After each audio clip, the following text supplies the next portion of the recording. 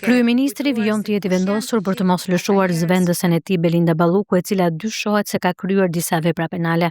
Pas përfundimit të mbledhjes së grupit parlamentar lidhur me vendimin e kushtetueses, e cila lë në fuqi vendimin e GKK-s për pezullimin, Edi Rama tha se nuk ka asnjë urgjencë për të trajtuar kërkesën e SPAK. Pas përfundimit të mbledhjes së grupit parlamentar lidhur me vendimin e kushtetueses, e cila lë në fuqi vendimin e GKK-s për pezullimin, Rama tha se nuk ka asnjë urgjencë për të trajtuar kërkesën e SPAK që kërkon arrestimin e Ballukut dhe kërcënoi me ndërhyrje në ligj funksionet e padelegueshme kushtetuese nga ai i antarit të qeverisë tek ai i presidentit të Republikës dhe jo vetëm, nuk mund të pezullohen kurse si nga askush duke u nisur nga një emër i përvetshëm, sepse pezullimi paralizon funksionin, pra institucionin që ai drejton.